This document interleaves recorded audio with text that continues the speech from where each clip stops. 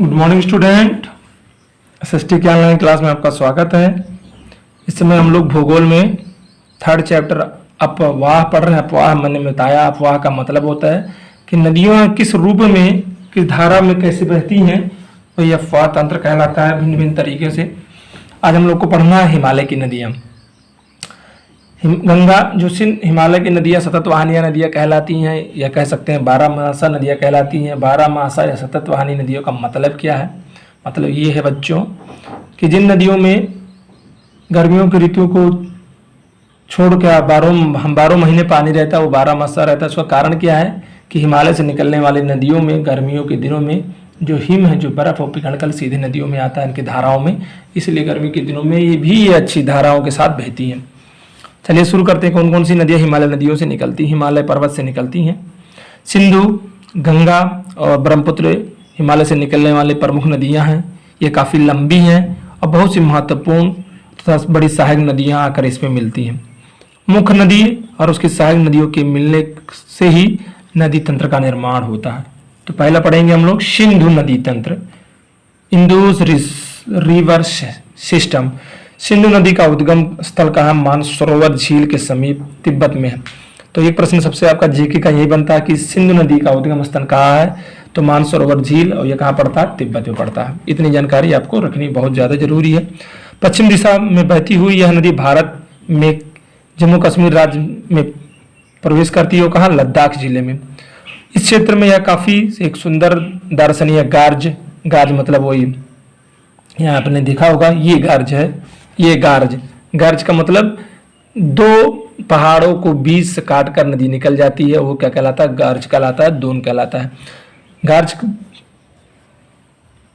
बनाती है, ठीक है ना। इस क्षेत्र में बहुत सारी सहायक नदियां जैसे श्योक, नबूरा, हुजा और जास्कर नदी इसमें आकर मिलते हैं। सिंधु नदी बलूचिस्तान व गिलगित से प्रवाह बहते हुए अटक में पर्वतीय क्षेत्र से बाहर निकल जाती है।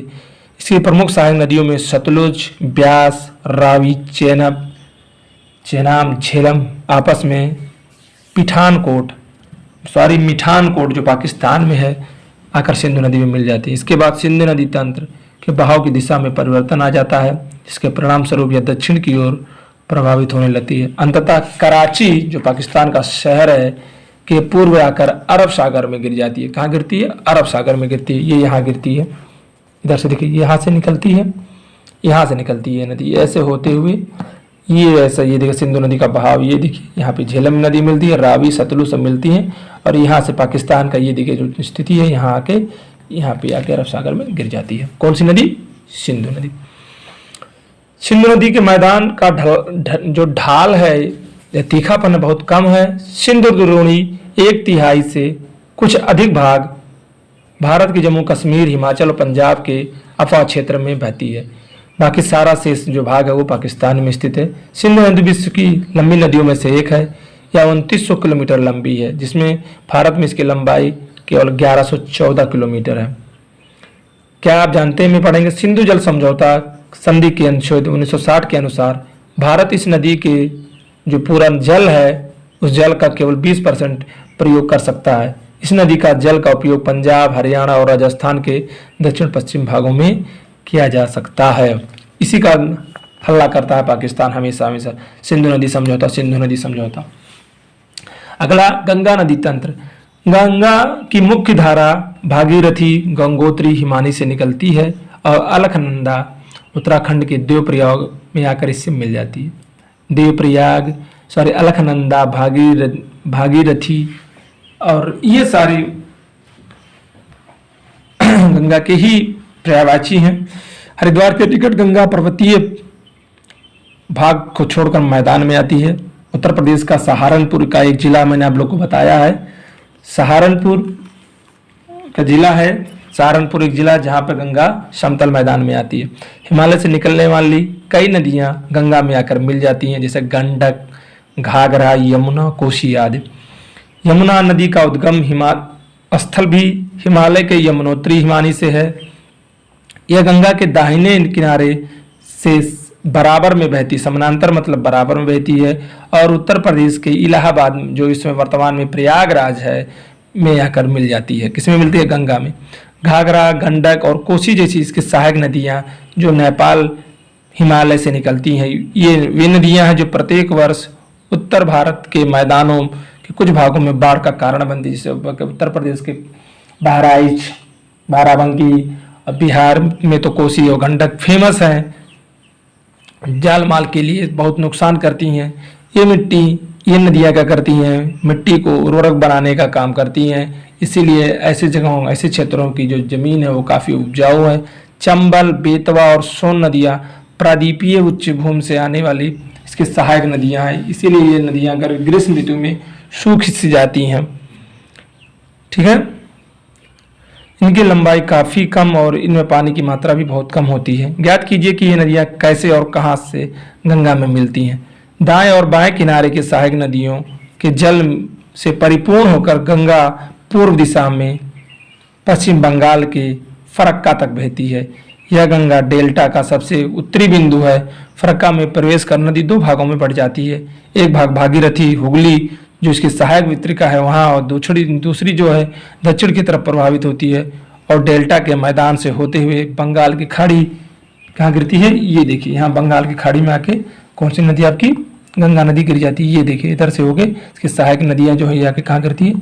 ये आपका देखिए बंगाल, ये है, ये बांग्लादेश है, ये बीच में बांग्लादेश है, और ये आपका क्या है? ये पश्चिम बंगाल है, ये इतना क्षेत्र। तो यहाँ देखिए कोसी गंडक, ये आपका आके कहाँ गिर जाती है? आपके बंगाल की खाड़ी में गिर जाती है। जबकि गंगा की मुख्य धारा जो है वो दक्षिण की ओर प्रभावित होती है, होते हुए बांग्लादेश में प्रवेश करती है, जो ब्रह्मपुत्र नदी से जाकर मिलती है, और अपने अंतिम चरण में गंगा ब्रह्मपुत्र नदी दोनों मिलकर क्या करते हैं? समुद्र में विलीन होने से पूर्व मेघना के नाम से जाने जाते हैं। क्या? जब दो जगह गंगा और ब्रह्मपुत्र दोनों आपस में मिलते हैं तो किस नाम से जाने जाते हैं? मेघना के नाम से जाने जाते हैं।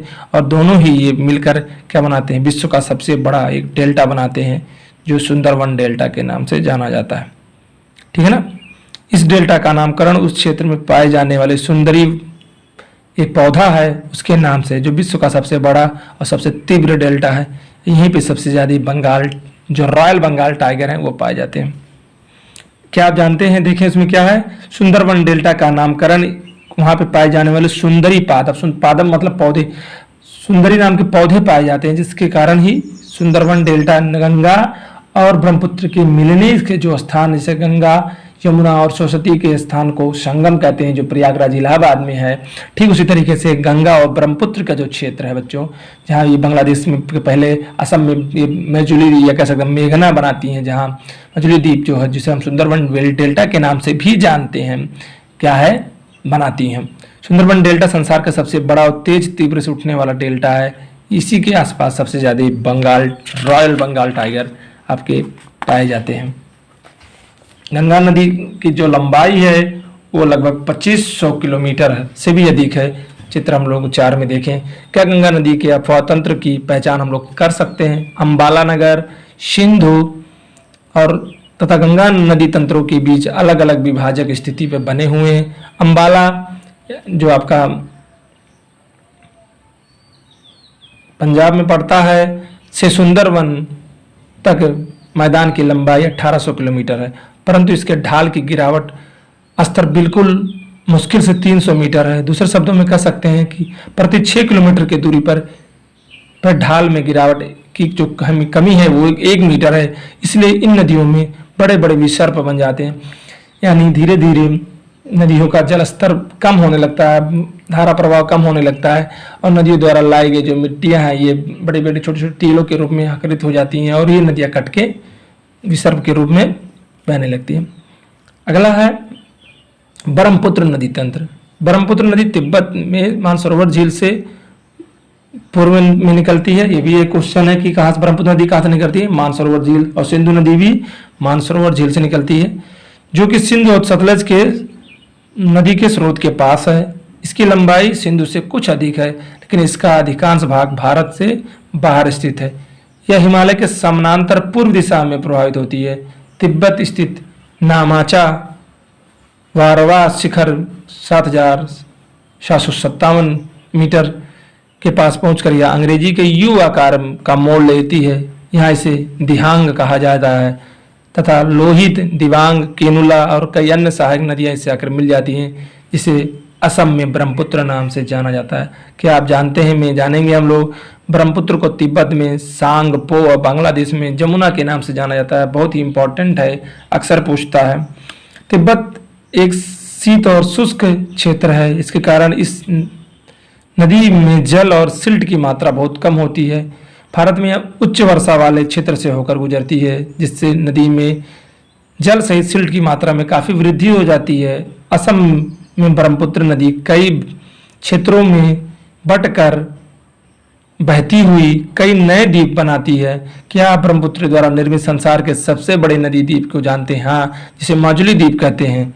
यह नदी वर्षा ऋतु में प्रतिवर्ष अपने किनारों के ऊपर बहने लगती है, जिसके कारण बाढ़ की समस्या असम और बांग्लादेश में काफ़ी हो जाती है और इससे हानि भी बहुत लोगों को होती है।